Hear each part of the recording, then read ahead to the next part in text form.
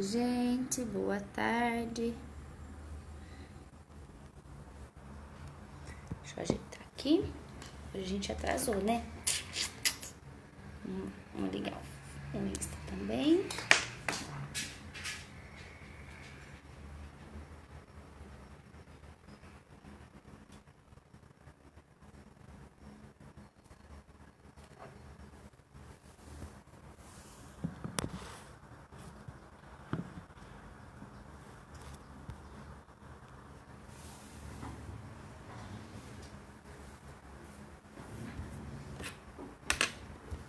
Vou mexer aqui um pouquinho, tá? Pra deixar mais alto aqui, ficar melhor.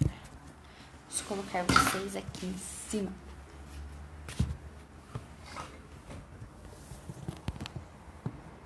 Gente, ao vivo é assim, ó. A gente vai conectando e vai ajeitando.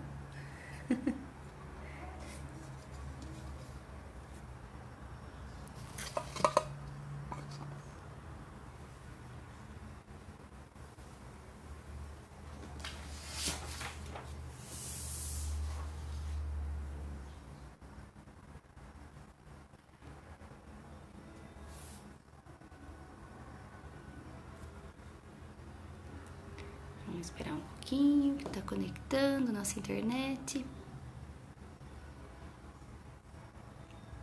Bom, né? Trabalhar um dia depois de feriado, todo mundo descansado, mais animado. Feriadinho de quarta-feira, assim, é bom, né? Descansa no meio da semana, retoma as energias, começa de novo. Eu gosto, pelo menos gostei. Ontem a gente brincou bastante com as crianças, foi bem gostoso.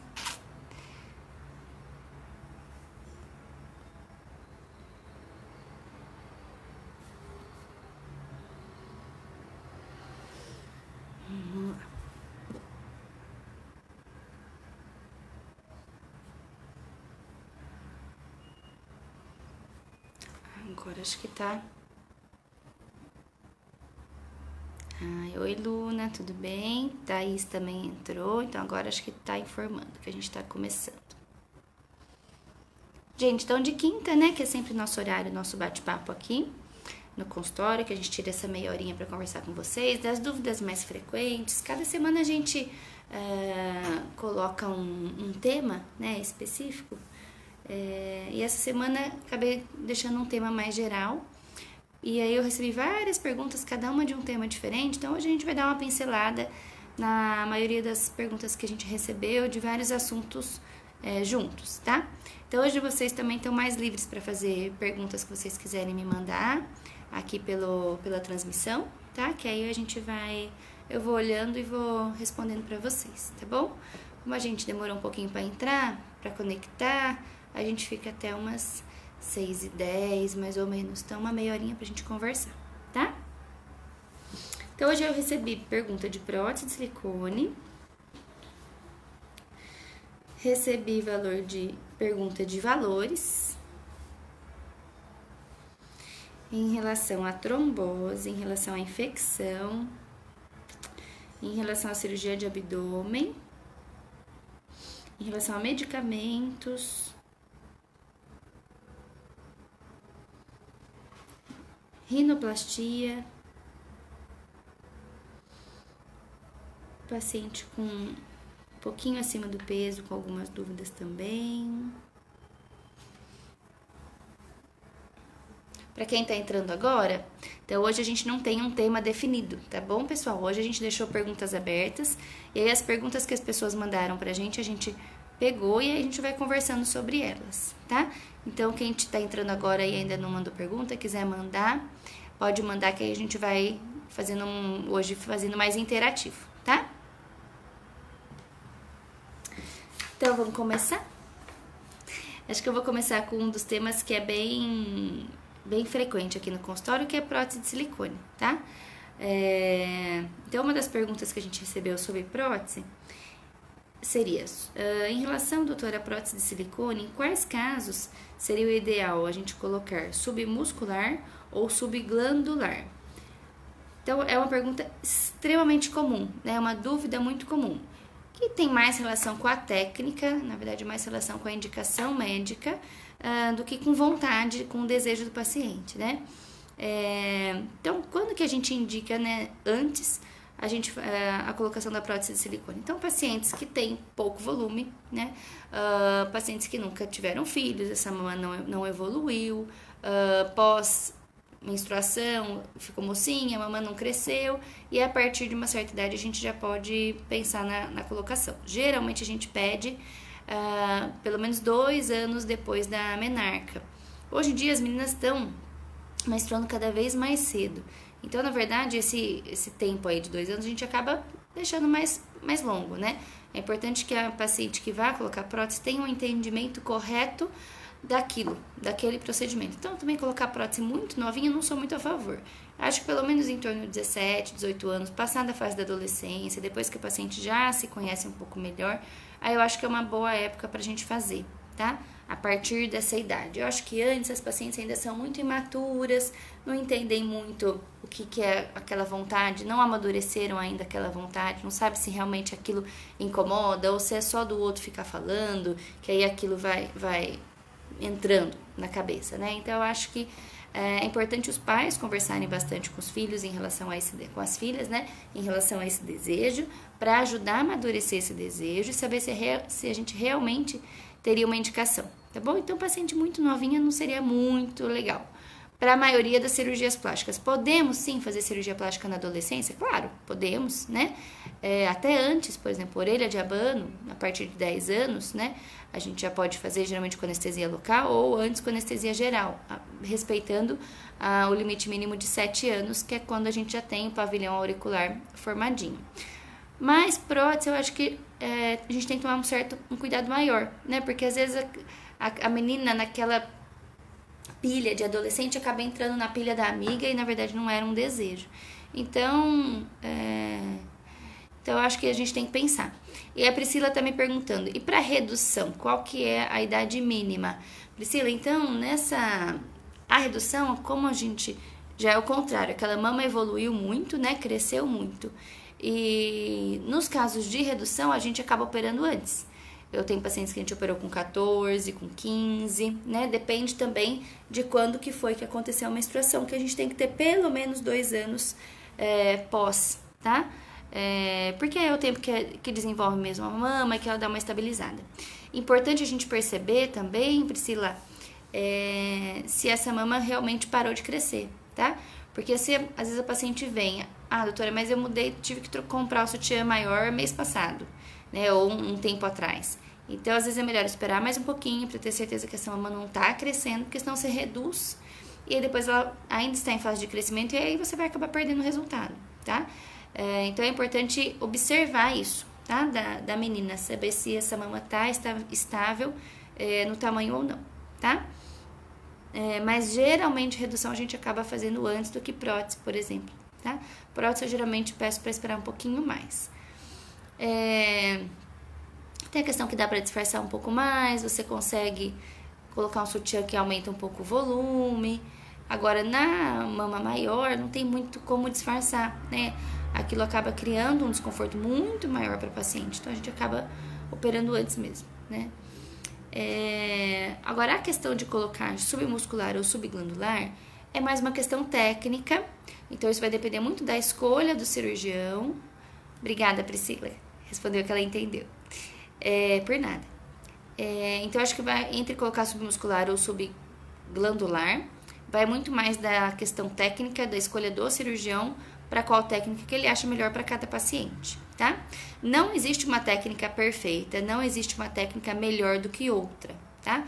Quem fala assim, a minha técnica é melhor ou não, minha cirurgiã faz tal técnica e tem que ser essa técnica, tá mentindo, tá? Porque a gente tem que individualizar a técnica para cada paciente, para cada caso, tá bom? Então, eu acho que hoje em dia se fala muito disso, mas em questão de resultado, qual que fica melhor, submuscular, subglandular, isso não existe. Existe a diferença de pós-cirúrgico, quando é colocado subglandular, o paciente recupera mais rápido, porque você não tem que fazer desinserção da musculatura, essa musculatura está intacta, então o paciente recupera mais rápido. Quando acaba colocando submuscular, o pós-operatório é mais dolorido, geralmente precisa ficar com dreno, não é sempre, mas geralmente. acaba tendo necessidade de usar aquela faixa aqui em cima para apertar por um tempo mais prolongado. E tem um risco um pouquinho maior de sangramento, porque você tem que desinserir esse músculo, você tem que cortar esse músculo, né, para essa prótese caber. O músculo peitoral, ele é, como eu posso dizer, não é reto, né, ele é lateralizado, ele é angulado, que vai do externo até aqui a região do ombro. E falando em linhas bem simples para vocês entenderem, imagina que você tem um bife, comprou lá no mercado um bife, a hora que você puxa aquela fibra daquele músculo, daquele tecido, ela não é elástica, né? Ela tem uma certa limitação. Então, para você conseguir colocar uma prótese que tem um volume em cima de um tecido que não é elástico, você tem que cortar ele da inserção para ele ter um flap e caber uma prótese embaixo, tá? Ele estica até certo ponto, não estica tudo. Então, sempre a gente tem que dar uma soltada nesse músculo. E aí, com o tempo, esse músculo pode atrofiar, tá? Antigamente era uma indicação bem comum, hoje em dia tá ficando cada vez menos comum, mas ainda tem alguns casos que a gente indica fazer submuscular, tá bom? Mas eu acho que isso é mais uma escolha técnica do cirurgião e de cada caso do que uma escolha da paciente. Em relação a resultados, não tem diferença. Isso que é importante vocês entenderem, tá? Isso vai ser uma escolha técnica, tá bom? E aí, de acordo com o corpo de cada paciente, seu cirurgião vai escolher uma técnica melhor, tá bom? A prótese de silicone, uma outra pergunta, atrapalha na amamentação? Não atrapalha na amamentação. Então, a glândula fica intacta, então ela fica toda na frente, geralmente a prótese vai atrás ou da glândula ou muscular, então a glândula fica na frente, consegue amamentar, claro, desde que haja estímulo, pega certinha do bico, que o nenê abocanhe certinho, que a mulher produza a quantidade de leite necessária, tá? Em casos, por exemplo, de mastopexia com prótese, ou de mama redutora com prótese, que você já precisa mexer mais nesse tecido glandular, o paciente pode evoluir com processo de cicatrização mais fibrótico e às vezes tem um pouco mais de dificuldade para amamentar. Agora, quando só coloca a prótese sem retirada de tecido, a chance de conseguir amamentar ela é maior, tá? A Vanessa, oi Vanessa, tudo bem? A Vanessa escreveu, eu fiz subglandular, me recuperei super rápido e amei o resultado, ficou super natural. Obrigada, Vanessa. Então, um testemunho de quem passou por uma técnica que é mais tranquila a recuperação, né? Legal. O formato dos seios mudam após a amamentação? Foi uma outra pergunta. Geralmente sim, né? Eu costumo falar assim para as minhas pacientes, ou imaginar que a gente tem uma bexiga. A primeira vez que você vai encher essa bexiga, você tem que fazer bastante força, porque aquele plástico ali não estica muito bem. Aí você murcha, aí você enche de novo, aí você murcha, aí você enche de novo. Então, cada vez que você vai enchendo e soltando essa bexiguinha, ela vai ficando mais molinha, não vai? Numa comparação bem fácil de vocês entenderem, pouco técnica, tá? Acontece mais ou menos isso com a mama da mulher. Exceto em casos que a paciente tem uma genética excelente, que tem uma retração de pele maravilhosa e que aí não evolui com flacidez. Mas normalmente, pós-gestação, pós-ganho de peso, pós-amamentação, a mama muda de formato, tá? Muda também em questão de textura, às vezes o paciente evolui para uma atrofia de tecido, então acaba ficando às vezes até menor do que era antes de amamentar. E ao contrário também pode acontecer, paciente às vezes de ficar com um pouquinho mais de volume depois de amamentação, tá bom? E a Thaís está perguntando, os seios ficam feios após a amamentação? Thaís, feio? Não diria feio, mas um pouco geralmente muda, né? Então tem paciente que tem uma genética maravilhosa e não acontece nada, volta. E é mais, a maioria, gigante, estatisticamente, aí acaba... Eu tenho, ao longo de todo esse tempo, desses anos que eu tenho operado, eu tenho só 2 pacientes que eu precisei só colocar prótese. A maioria das outras eu precisei fazer uma pexia, que é quando você tira tecido, reposiciona esse tecido, tira excesso de pele, tá? Mas tem gente que tem a genética privilegiada e não muda nada. E pode também causar uma assimetria. Às vezes o nenê pega mais de um lado, mama mais de um lado, menos do outro, né? Então isso também pode influenciar no formato da mama após a amamentação. Às vezes aquela que produziu mais leite, o que mamam mais, pode ter um pouco mais de sobra de pele, ou às vezes retrair mais depois, né, por Então, o formato da mama muda, mas ele é um pouco imprevisível, não dá pra gente saber, tá bom? Tem pacientes que ficam normalzinho, volta tudo no lugar, mas infelizmente não é a maioria acaba mudando, independente se teve amamentação ou não, tá? Às vezes eu tenho paciente que amamentou um mês, pouquinho, o que amamentou 15 dias e a mama também acabou cedendo, porque não é só a amamentação que muda na mama da mulher, né? Ganho de peso, alteração hormonal, atividade física, então tem vários fatores, Thaís, que podem acontecer, né? Que podem evoluir para uma flacidez mamária, tá bom? O que mais? Vocês vão perguntando. Ah, Jenny. Oi, Jenny, tudo bem? Obrigada pelo melhor cirurgia. Boazinha. Ó, sonho em colocar silicone, porém tenho medo de parecer gordinha. Quando colocar? Eu acho que na verdade, quanto colocar? Pode acontecer mesmo, né? Quanto maior o volume, maior a base. Então, tem algumas características importantes que a gente tem que avaliar no tórax de cada paciente e no formato da mama que a gente vai colocar. Se de repente o paciente já é um pouquinho grande e a gente vai colocar uma prótese de base muito larga, eu não vou ter tanta projeção, ela vai ficar mais larga. E aí pode, sim, dar aquela sensação de que tá gordinha, tá? Então, quanto colocar, eu acho que depende muito da anatomia de cada paciente. Altura, peso, tamanho do tórax, qualidade dessa mama, se é mais tecido, se é mais glândula, se é mais pele, se é mais gordura. Então, tem vários fatores que a gente tem que avaliar, tá?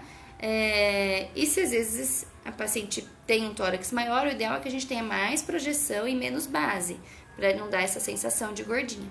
E também o volume total é importante, tá? Mas, gente, as próteses, elas não são comparáveis de uma marca para outra, por exemplo, tá?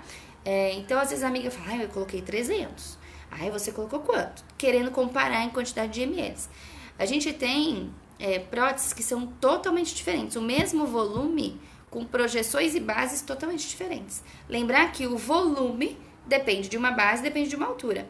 Então, se eu inverter, por exemplo, se eu tenho uma base de 10 com uma altura de 5, eu colocar uma base de 5 com uma altura de 10, vai ser os mesmos ml com formatos completamente diferentes, tá? Então, claro que não é tão simples assim, né? Mas assim, vamos imaginar no geral, tá?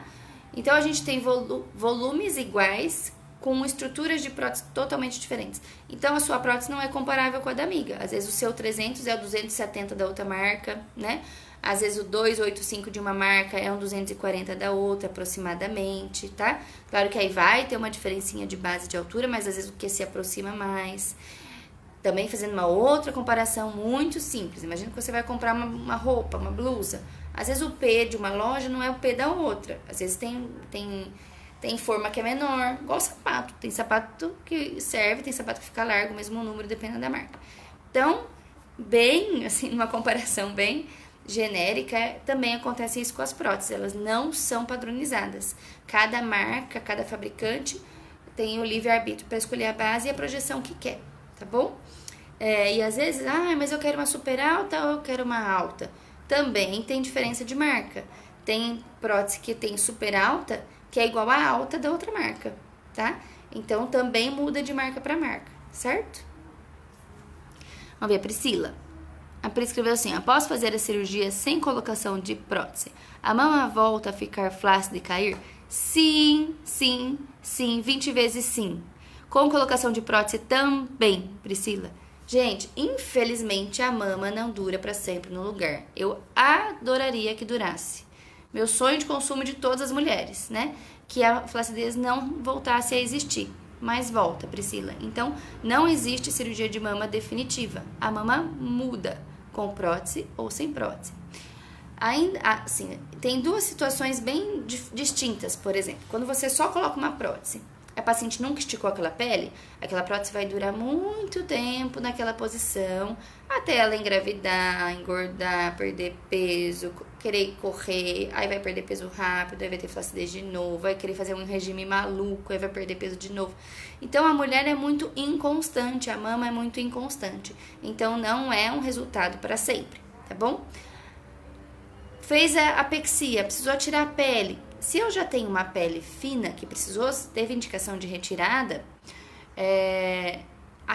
aquela pele que ficou ali, que é o que vai manter aquela mama no local, dali pra frente, ela continua sendo uma pele fina, ela continua sendo uma pele que teve alteração. Então, ela não deixou de ser uma pele fina, flácida. Ela deixou de ter um excesso de flacidez, mas a qualidade da pele continua a mesma. Eu sempre comparo assim, ó, imagina uma lycra, imagina um linho. Se eu tenho uma pele parecida com linho, essa mama vai durar mais tempo. Se eu tenho uma pele parecida com lycra, essa mama vai durar menos tempo, tá? Então, a durabilidade de uma cirurgia de mama, seja só prótese, ou seja mastopexia com prótese, ou mama redutora, vai depender muito da qualidade de pele que o paciente tem e vai depender muito do cuidado que o paciente vai ter no pós-cirúrgico, tá? Porque pode, sim, voltar a flacidez em qualquer situação, com prótese ou sem prótese. Muitas pacientes chegam aqui e falam assim pra mim, doutor, eu preciso pôr prótese, porque eu não aguento mais esse peito flácido. Eu quero pôr prótese porque eu quero que ele fique duro pra sempre. Isso não existe, tá? Não existe ficar duro para sempre. Não existe não ter que reoperar essa mama em algum tempo lá pra frente, tá? Pode ser que não tenha que reoperar, que às vezes a paciente fique feliz, mas ela não dura pra sempre do mesmo jeito logo depois que acabou de operar, tá bom? Muda. E isso depende muito, principalmente, da pele que a paciente tem, claro, do volume também que foi implantado. De repente você colocou lá uma prótese de 600 em cima de uma pele extremamente fina, ela vai ceder, tá? Colocou uma prótese de 350, de 300 numa menina que é pequena, que já tinha um pouco de flacidez, às vezes vai corrigir ali um pouquinho aquela flacidez no começo, mas depois aquela prótese vai acabar pesando e essa pele vai abrir de novo, tá? A cicatriz em T, você já tem uma pele que é uma pele mais fininha, parecida com a lycra. Aí você vai lá naquela lycra e faz uma pence. Aonde que é o lugar mais frágil de um tecido, de uma roupa? Não é onde tem a pence? Não é ali que vai estourar se tiver que abrir aquela calça? É ali. Na mama a mesma coisa. Onde que é o local mais fino, mais propenso a ceder? É onde está o T, tá? Ah, então eu não quero fazer o T, porque eu não quero ter lugar propenso a ter flacidez de novo. Não, porque se você fez o T, porque você tinha indicação de fazer o T, de retirar aquele excesso. Se você não fizer o T e deixar aquela pele flácida, aí que ela é pior ainda, né? Porque aí você pôs prótese ou deixou o peso em cima de uma pele que continua molinha, tá bom? Então, vamos sempre tentar lembrar da bexiguinha que esticou e que não voltou. E comparar com linho e lycra, tá? Que eu acho que aí fica mais fácil o paciente entender. Priscila, então, volta a ficar flácida aí, pode acontecer. Meu nome é Mari, reluto há anos para colocar prótese por medo da anestesia, pois minha pressão cai muito. A Célia Botic me perguntou. É questão da gente avaliar, né? Fazer a avaliação com cardio, fazer a avaliação com anestesista, pré-cirúrgica. Tem inúmeras técnicas anestésicas que existem para dar mais conforto e segurança para o paciente. Então, acho que essa questão da pressão cair muito não é uma contraindicação para a gente operar, tá bom? Então, tem várias coisas que dá para contornar para poder contornar esse probleminha de pressão baixa, tá? É melhor paciente com pressão baixa do que paciente com pressão alta, descontrolada, né? A Thaís perguntou, e a sensibilidade muda? Pode mudar, Thaís. 95% das mulheres que fazem uma mamoplastia retomam a sensibilidade normal da areola, principalmente, né? Que é a maior queixa. 5% das pacientes evoluem com alteração dessa sensibilidade. Pode ser para mais, então pode ficar um pouco mais sensível, o paciente toca e sente um pouquinho de incômodo, um pouquinho de dor, ou pode ficar um pouco sensível, um pouco adormecido. Toca, não sente tanto. Sente, mas não sente tudo que sentia antes, tá? Então, em torno de 5% dos pacientes podem ter alteração de sensibilidade. A Liri Gabi me perguntou, tem o queloide, será que a cicatriz fica discreta? Gente, queloide não é, se o paciente teve um queloide, não é um carimbo, não é um carimbo na testa. Tem um queloide, vou ter queloide a vida inteira. Não. Pode ser que tenha, pode ser que não, tá? Tem pacientes que tiveram muitas vezes, fizeram outra cirurgia e não tiveram. Então, o queloide, ele não é previsível. Pode acontecer. Tem algumas coisas que a gente, alguns locais e algumas raças que a gente sabe que são mais propensas. Então, raça negra descendente de índio, asiático, um pouco mais propenso ao ter queloide.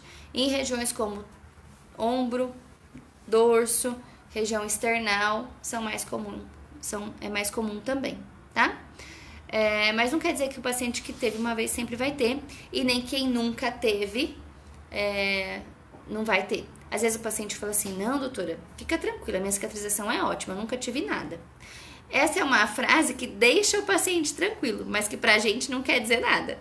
Porque a gente sabe que o processo de cicatrização começa na hora do trauma cirúrgico. Ou no trauma cirúrgico, ou você ralou o joelho em algum lugar, ou foi lá, tinha uma espinha e cutucou, e ali gera um processo de cicatrização, tá? Então é sempre daquele momento, daquele procedimento ali, daquele trauma, seja um trauma por qualquer outro motivo ou um trauma cirúrgico, tá bom? Cris, estímulo de própria percepção pode ajudar a voltar a sensibilidade para mais ou para menos. Sim, então a Cris é a físio, minha irmã. Então tem algumas técnicas na fisioterapia dermatofuncional que podem estimular o paciente a voltar a ter a propriocepção melhor desses nervinhos que estão ali ainda meio ouriçados. Então ajuda bastante. Tem várias técnicas que dá para fazer. No pós-cirúrgico, tanto drenagem habitual quanto associada com técnica de estimular especificamente mais a inervação. Joia, Cris, obrigada. E vamos ver mais aqui. A Luna, no caso de masto, quantos ml é o indicado? Luna, depende muito. Depende do tórax do paciente, do tamanho, da altura, né? Depende de inúmeros fatores anatômicos para a gente poder escolher uma quantidade melhor para cada paciente. Francisca.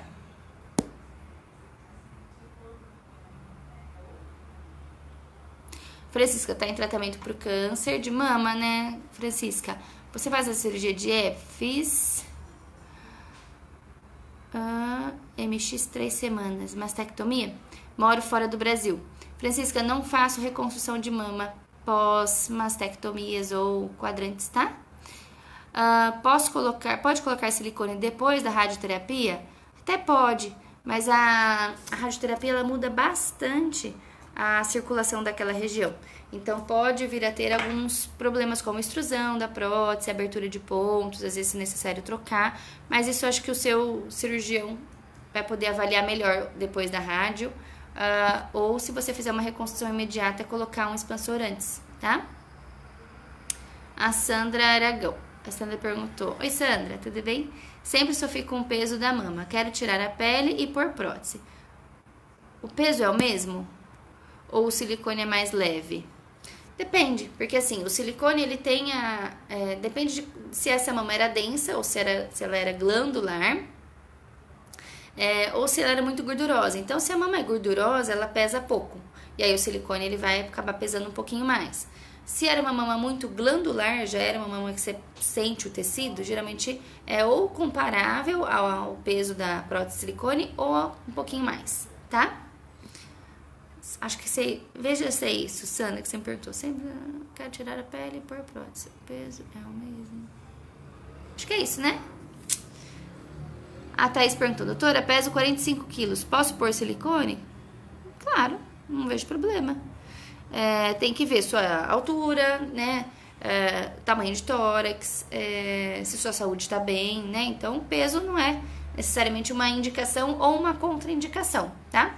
Às vezes a gente tem que associar técnicas, então se o paciente às vezes tem o polo superior muito fino, a gente tem que fazer algumas táticas para evitar um rippling, que é uma das intercorrências que pode acontecer com prótese.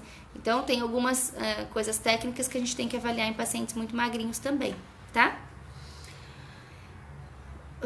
6 e 10, ó. É preciso a paciente perder peso para fazer redução? Priscila, o ideal é que principalmente mama opere o mais próximo possível do seu peso ideal, tá? Porque a mama ela é feita de glândula e de gordura. Se de repente a gente opera e o paciente perde um montão de peso depois, a mama vai cair tudo de novo, vai precisar refazer, né? Então a mama ela muda muito com a alteração de peso. Então o ideal da época para a gente poder operar a mama é quando o paciente estiver no melhor peso possível e que ele consiga manter aquele peso, tá? Pra gente conseguir manter o resultado. Combinado? Infecção hospitalar após a cirurgia plástica. É comum acontecer? Não é comum, Neuza, mas a gente sabe que pode ter sim infecção. Mesmo as cirurgias plásticas, que a maioria são cirurgias limpas. Existem 4 tipos de cirurgia que a gente fala: limpa, potencialmente contaminada, contaminada, infectada. A maioria das cirurgias plásticas é uma cirurgia limpa. Mas mesmo as cirurgias limpas existe um risco estatístico de 3% de infecção, tá? Então a gente tem que ficar de olho para ver se o paciente vai ter infecção ou não no pós, mesmo tomando todos os cuidados possíveis e imagináveis de centro cirúrgico, esterilização, material, tudo, ainda assim pode acontecer, tá? Francisca, depois eu te passo o contato de algumas pessoas que poderiam fazer a sua reconstrução, tá bom? A Nelly, oi Nê, tudo bem? Má, posso operar, tirar a prótese que eu tenho e não colocar outra? Pode ficar. Se quem colocou prótese, pode tirar e ficar sem. Única coisa é que tamanho de mama a gente vai manter ali? Depende de quanto tinha, quando essa prótese foi colocada, porque às vezes pode acontecer dessa mama ao longo do tempo ter ficado um pouco mais atrófica. Então, se você colocou a prótese lá mais jovem, o tempo foi passando, essa mama não tem mais aquela consistência. Então, pode ser que ele fique muito pequenininho, tá? Mas é possível? É possível. Pode tirar, ver quanto dessa pele que vai regredir. O ideal é que espere aí pelo menos uns 6 meses, 1 ano, para ver quanto dessa pele regrediu. Ou se de repente já for uma flacidez grande na hora da cirurgia, já tira um pouco de pele, faz um T, e aí vê quanto que ela vai ficar de voluminho. De repente lá na frente fala, não, achei que realmente ficou muito pequeno, né? Aí põe uma prótese menor, tá? Mas é possível, só que tem essa ressalva, porque aí a gente não sabe quanto daquele tecido que ainda tem, né? Porque a mama vai evoluindo com o tempo, então ela não é estática. Então pode ser que não fique o tamanho que era antes, mesmo porque essa pele esticou, pode ter uma pelinha aí pra tirar também, tá? Quero saber se existe tratamento com alguma medicação que dê antes da cirurgia para evitar trombose e embolia. Medicação tem, mas ela tem ela é indicada de acordo com um protocolo de risco, né? A gente não vai indicar essa medicação para todo paciente, para todo mundo, porque ela também não é livre de riscos, né? Toda medicação tem a sua indicação e seus riscos. Então, de acordo com o score do paciente, ele vai fazer a profilaxia só mecânica ou vai fazer a profilaxia mecânica e química. O que é profilaxia mecânica? O paciente deambular precocemente, então andar sempre no pós-cirúrgico, bastante. Claro que não fazendo exercício físico, mas assim, deambular o mais precocemente possível. Deambular é andar. Tomar muito líquido para não desidratar. Não tomar anticoncepcional, porque também pode aumentar o risco de trombose. Não fumar também, cigarro e o uso do anticoncepcional também aumenta o risco de trombose, tá? E em algumas situações, se o paciente comprovadamente já tem uma alteração que aumente o risco de trombose, e aí a gente faz medicação para evitar antes. Mas se o paciente não tem, se ele já não está tomando um Xarelto, um Clexane, se ele não tem nenhuma trombofilia, que é uma doença diagnosticada pelo hematologista, geralmente, e que o paciente tem um risco maior de trombose, aí ele não toma medicação antes, faz medidas profiláticas físicas, tá? Que são essas que eu disse agora há pouco. Em algumas situações, se o risco é grande, aí a gente associa a profilaxia química, que seriam essas medicações anticoagulantes para afinar o sangue, para diminuir o risco. Para diminuir o risco, a gente não consegue zerar. Mesmo tomando remédio, mesmo usando tudo que tem que usar, o risco ainda não é zero. Tá bom? Então, se o paciente tiver uma predisposição, pode sim acontecer de ter uma trombose. O que acontece? Até uma embolia. O que pode acontecer é se ele tiver feito todas essas medidas e ele vir a ter uma trombose, uma embolia, seja menos grave, tá? E aí ele se recupere mais rápido. Mas eu também posso ter casos ruins, né? Indicação paciente que às vezes está tomando medicação que o sangue fica muito fino, às vezes sangra um pouco mais. Então, a medicação não é livre de riscos, então a gente tem que indicar naquele que precisa, tá? Maiara me perguntou, oi, Má, abdominoplastia é indicado quanto tempo pós-parto?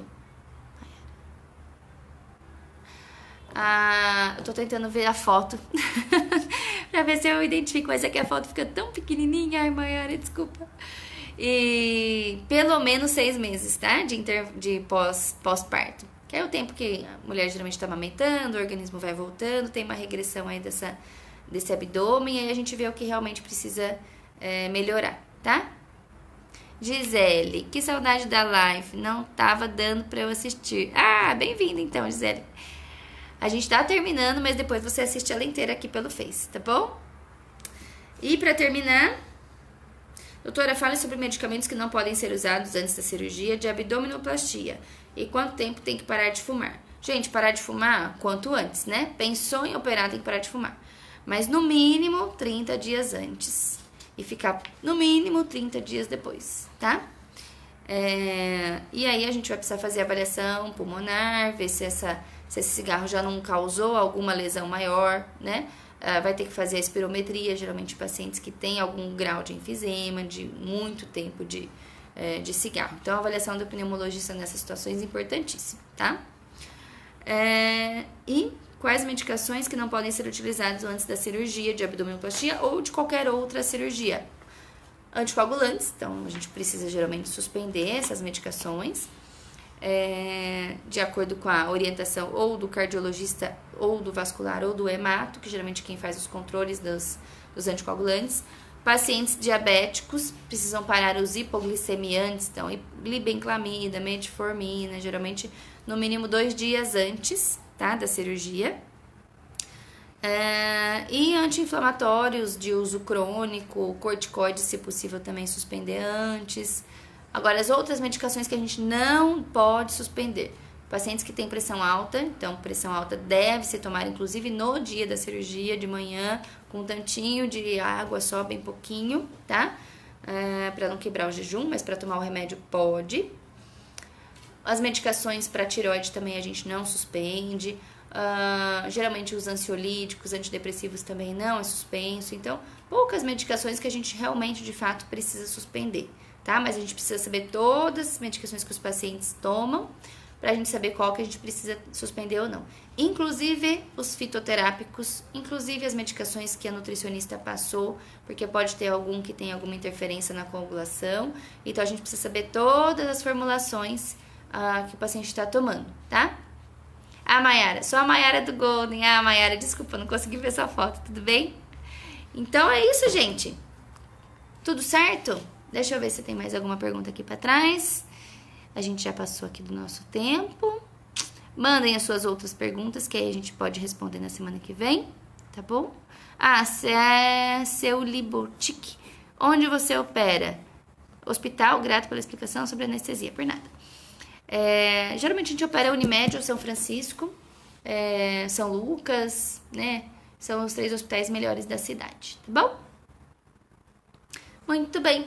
Oi, Angélica, tudo bem? Angélica, a gente tá finalizando, mas dá pra você pegar o comecinho da live aqui pelo Face que você entrou, pra começar a assistir desde o começo, tá bom?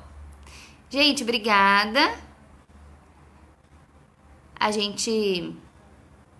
Cris, eu vou precisar finalizar, mas depois você me manda essa pergunta e eu respondo, tá bom? Influência no processo cicatricial, a Cris escreveu.